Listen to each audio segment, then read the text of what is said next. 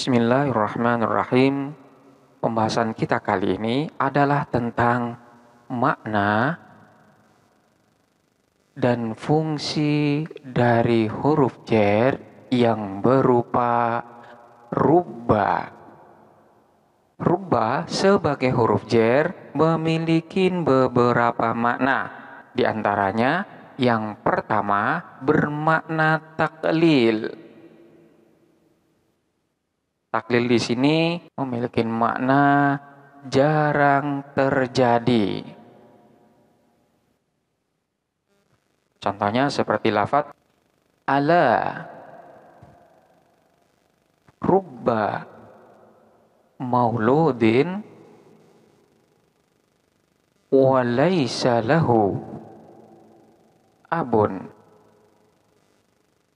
wa dhi waladin lam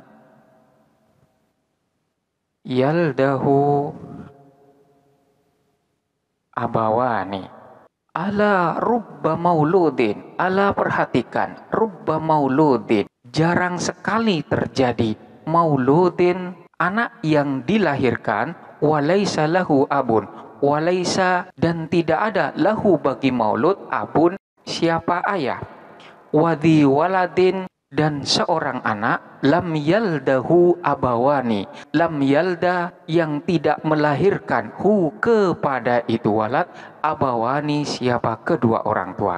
Sedikit sekali seorang anak yang dilahirkan tanpa ayah dan juga seorang anak yang dilahirkan tanpa kedua orang tua. Bait yang pertama ini ditujukan kepada Nabi Isa, sementara bait yang kedua ini ditujukan kepada Nabi Adam. Di mana untuk Nabi Musa ketika dilahirkan hanyalah ada seorang ibu tanpa seorang ayah. Sementara yang kedua ini adalah Nabi Adam yang diciptakan oleh Allah tanpa ayah dan tanpa ibu. Kita perhatikan lafaz rubba mauludin. Dalam susunan ini, rubba mengandung makna taklil, yaitu bermakna jarang sekali terjadi. Ini makna yang pertama dari rubba. Kemudian makna yang kedua di sini bermakna takfir, yaitu banyak sekali atau sering kali terjadi. Dan biasanya kebanyakan rubba itu dimaknain sebagai takfir. Contohnya seperti lafaz ya rubba kasiyatin fid dunya ariyatun yaumal qiyamah. Ya rubba kasiyatin, betapa banyak kasiyatin, orang yang berpakaian fid dunya di dunia, ariyatun ialah telanjang yaumal qiyamati pada hari kiamat. Kita perhatikan lafaz rubba kasiyatin. Di sini rubba sebagai huruf jar maknanya adalah taksir dan kalimat isim yang terletak setelahnya dijarkan oleh rubba. Jadi kebanyakan rubba itu dimaknain dengan makna taksir. Maknanya adalah sering kali terjadi atau banyak sekali. Selanjutnya, di dalam penulisan dan bacaannya, terkadang rubba ini dibaca dengan rubbata. Selanjutnya juga terkadang dibaca rubbama atau juga dibaca dengan rubbatama. Pada bacaan rubbata di sini ditambah dengan ta ta'nis. Sementara ketika dibaca rubbama, maka ma yang ada di sini adalah merupakan ma zaidah yang fungsinya sebagai taukid, dan juga ma yang ada di sini adalah merupakan ma kafah yang dalam hal ini akan membatalkan fungsi daripada rubba sebagai huruf jar. Terkadang pula lafaz rubba ini dibaca ruba tanpa diberi tasydid, jadi bacaannya diringankan. Seperti lafaz rubama yawaddu alladzina kafaru law kanu muslimin. Rubama yawaddul ladzina kafaru law kanu muslimin. Rubama seringkali yawaddu menginginkan alladzina siapa orang-orang kafaru yang kafir. Siapa itu alladzi? Lau andaikan kanu ada siapa itu mereka orang kafir muslimina orang-orang muslim. Orang-orang kafir itu seringkali nanti di akhirat menginginkan seandainya mereka dahulu di dunia menjadi orang-orang muslim. Kita perhatikan lafaz rubama. Di sini bacaannya ditakhfif atau diringankan dengan tanpa memberi tasydid. Jadi rubama. Namun baik rubba maupun ruba ini sama-sama berupa huruf jer yang dapat mengejarkan kalimat isim yang terletak setelahnya, kecuali untuk bacaan rubbama atau rubbatama yang memang diakhirin oleh makafah, di mana makafah ini akan membatalkan amal daripada rubba sebagai huruf jer. Selanjutnya adalah ketentuan dari huruf jer yang berupa rubba. Yang pertama, majrur daripada rubba ini hanyalah berupa isim nakiroh, tidak berupa isim ma'rifat. Kemudian yang kedua, terkait dengan lafadz yang berupa ya rubba so imihi layasumahu wa rubba qaimihi lan yakumahu. Ya rubba soimihi, betapa banyak orang yang berpuasa di bulan Ramadan layasumahu, tidak mendapatkan pahala puasa siapa dia pada bulan Ramadan. Demikian pula wa ya rubba qaimihi, betapa banyak orang yang menegakkan ibadah pada bulan Ramadan layakumahu, tidak mendapatkan pahala melaksanakan ibadah pada bulan Ramadan. Kita perhatikan lafaz rubba soimihi terkait pada ketentuan yang pertama, di mana majrur daripada rubba di sini hanyalah berupa isim nakiroh.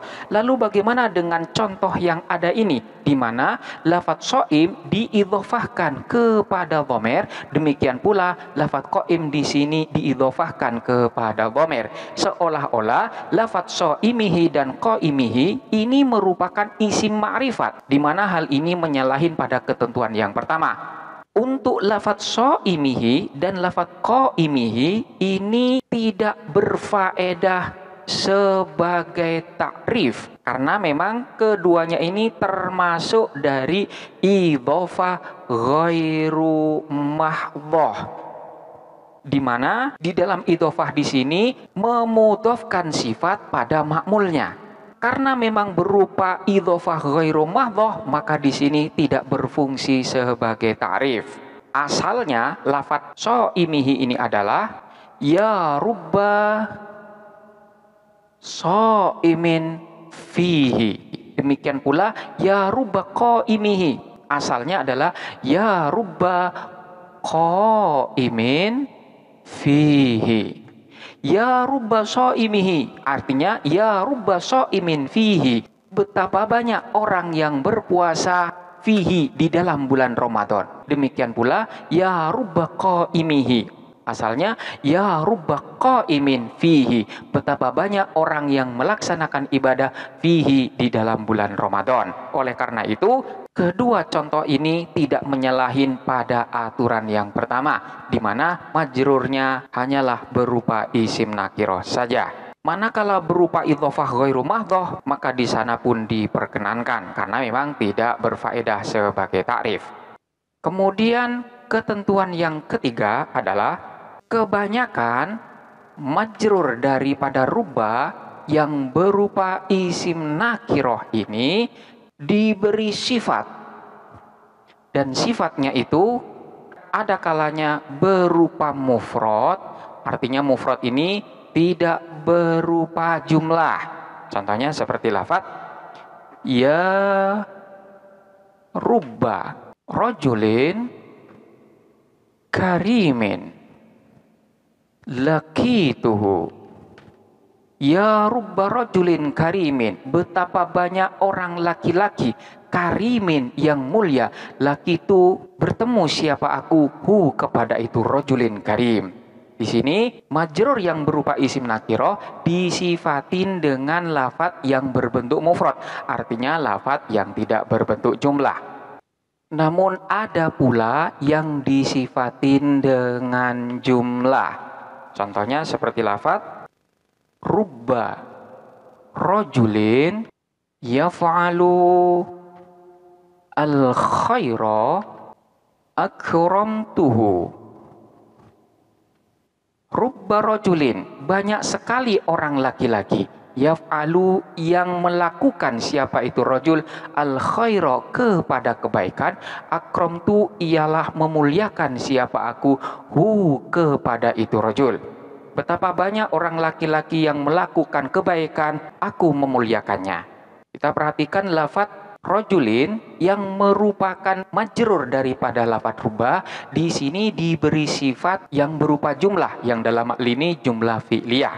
Jadi pada ketentuan yang ketiga ini, kebanyakan majrur daripada rubba tersebut diberi sifat yang sifatnya tersebut ada kalanya berupa mufrad dan ada kalanya berupa jumlah. Kemudian yang keempat, terkadang majrur daripada rubba ini berupa yang pertama tidak disifatin, jadi tidak diberi sifat.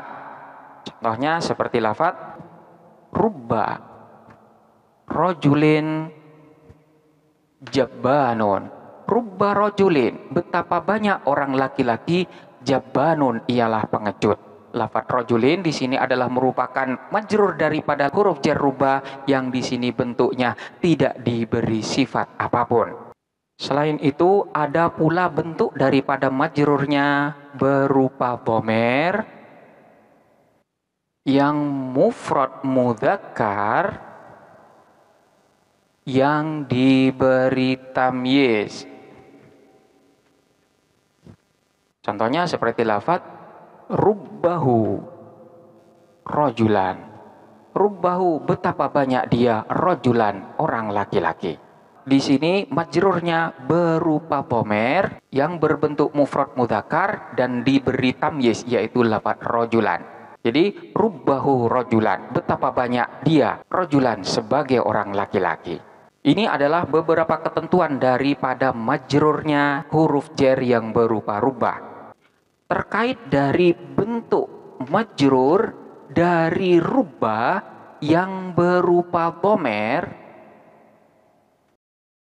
dhamir ini harus selalu berbentuk mufrad mudzakkar. Sekalipun maksud daripada dhamir di sana adalah berupa lafadz yang tasniyah ataupun jamak. Demikian pula sekalipun maksudnya di sana untuk mudzakkar maupun muannas. Jadi sekali lagi, bentuk majrur dari rubba yang berupa dhamir ini harus selalu berbentuk mufrad mudzakkar, baik yang dimaksud di sana adalah berupa tasniyah ataupun jamak ataupun mudzakkar ataupun muannas. Jadi bentuknya hanya satu, yaitu berbentuk mufrad mudzakkar. Contohnya seperti lafadz rubbahu rajulan.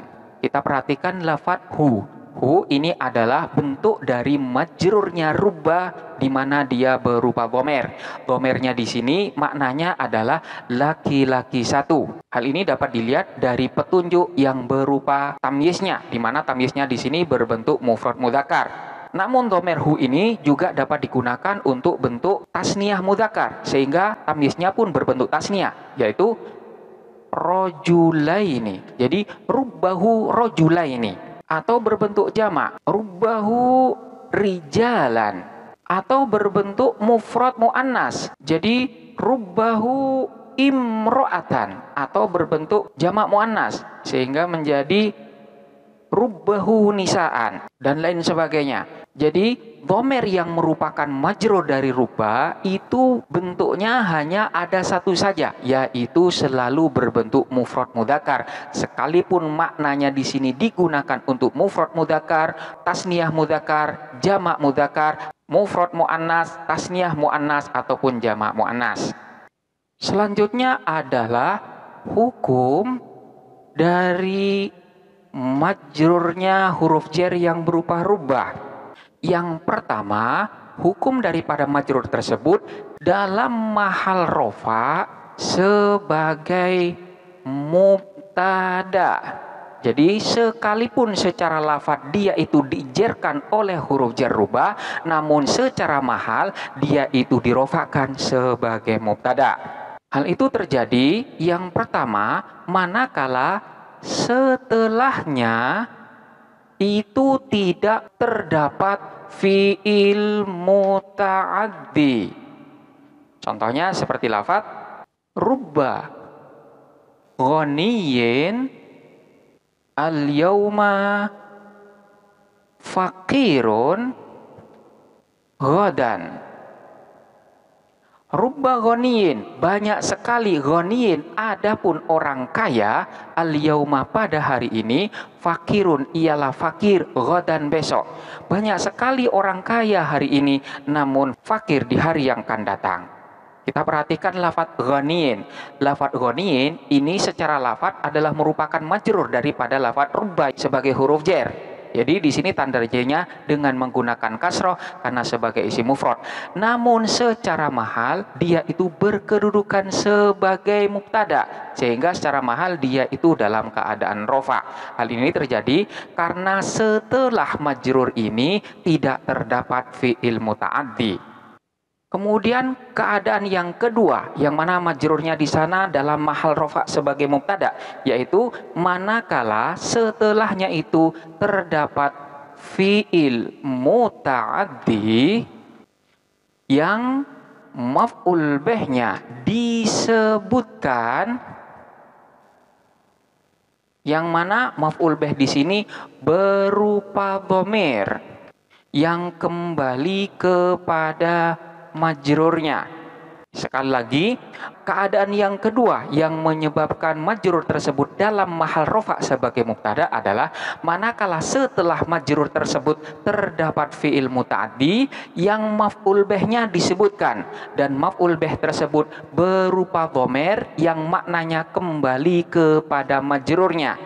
Contohnya seperti lafadz rubba rajulin karimin akramtuhu.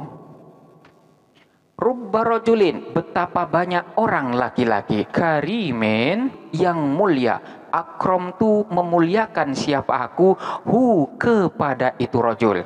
Kita perhatikan lafadz rajulin. Lafadz rajulin ini adalah majrur daripada lafadz rubba secara lafadz. Di sini tanda jarnya dengan menggunakan kasroh karena berupa isim mufrad. Selanjutnya, lafadz rajul di sini secara mahal dia itu rofa sebagai mubtada. Hal ini terjadi karena setelah majrur ini terdapat fi'il muta'addi, di mana fi'il muta'addi di sini maf'ul bihnya disebutkan, dan maf'ul bih tersebut berupa dhamir yang maknanya kembali kepada majrurnya. Jadi akramtu memuliakan siapa saya, hu kepada itu rajul. Jadi di sini berupa fi'il muta'addi yang maf'ul bihnya disebutkan, dan maf'ul bihnya berupa dhamir yang maknanya kembali kepada rajul. Dengan demikian lafadz rajul di sini dalam mahal rofa sebagai mubtada. Kemudian keadaan yang ketiga adalah manakala setelah majrur itu berupa fi'il lazim. Dengan demikian dia pun dalam mahal rofa sebagai mubtada. Contohnya seperti lafadz rubba talibin mujtahidin najaha. Rubba talibin, banyak sekali siswa, mujtahidin yang bersungguh-sungguh, najaha ialah sukses. Kita perhatikan lafadz talibin. Lafadz thalib di sini secara lafadz dia itu majrur karena memang dimasukin oleh rubba sebagai huruf jar. Namun secara mahal dia itu rofa sebagai mubtada. Hal ini terjadi karena setelah majrur ini hanya terdapat fi'il lazim. Jadi rubba thalibin, banyak sekali thalibin, adapun siswa mujtahidin yang bersungguh-sungguh, najah ialah sukses. Jadi najah ini khobar daripada lafadz thalibin. Ini adalah keadaan yang pertama dari majrurnya huruf jar rubba. Kemudian keadaan yang kedua yaitu sekalipun secara lafadz dia itu majrur, namun secara mahal dia itu dinasobkan sebagai maf'ul bih. Hal itu terjadi manakala setelah majrur itu terdapat fi'il muta'addi yang mana maf'ul bihnya ini tidak disebutkan.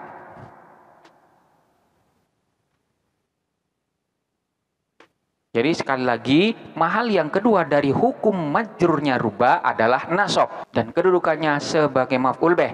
Hal itu terjadi manakala setelahnya majrur terdapat fi'il muta'addi yang maf'ul bih dari fi'il muta'addi tersebut tidak disebutkan. Contohnya seperti lafadz rubba rajulin karimin akramtu. Rubba rajulin, betapa banyak orang laki-laki, karimin yang mulia, akramtu telah memuliakan siapa aku. Kita perhatikan lafadz rajulin. Di sini secara lafadz dia itu dijarkan oleh rubba, namun secara mahal dia itu nasab sebagai maf'ul bih dari lafadz akramtu. Hal ini terjadi karena setelah rubba ini terdapat fi'il muta'addi yang maf'ul bih daripada fi'il muta'addi ini tidak disebutkan setelahnya. Oleh karena itu lafadz rajulin ini dijadikan sebagai maf'ul bihnya. Jadi manakala dimaknain secara lengkap rubba rajulin, betapa banyak rajulin kepada orang laki-laki, karimin yang mulia, akramtu telah memuliakan siapa saya. Ini adalah beberapa hukum dari majrurnya rubba. Secara lafadz dia itu dijarkan, namun secara mahal ada kalanya dirofakkan sebagai mubtada dan ada kalanya dinasobkan sebagai maf'ul bih. Penjelasan selanjutnya adalah tentang membuang huruf jar rubba dalam susunan kalimat.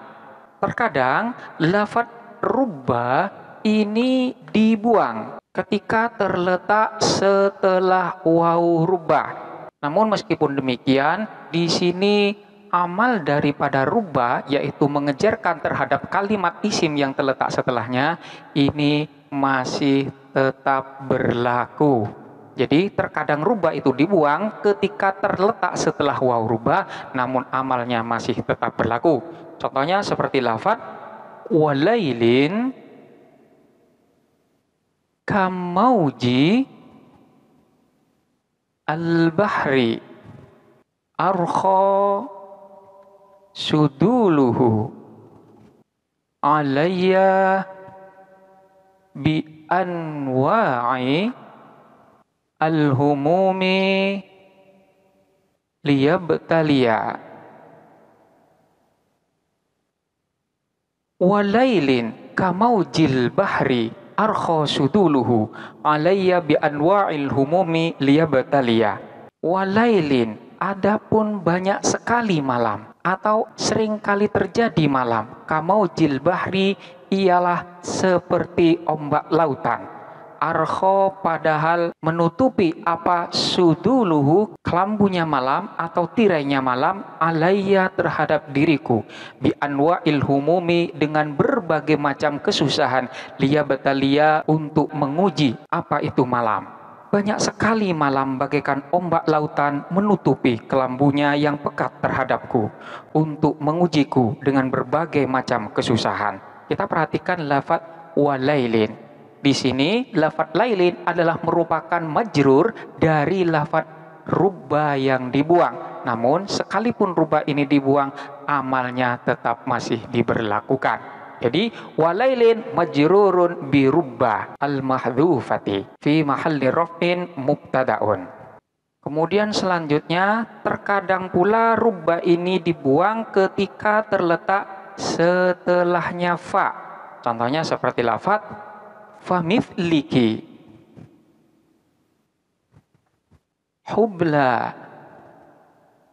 qad taraqat wa murdi'in fa alhaituha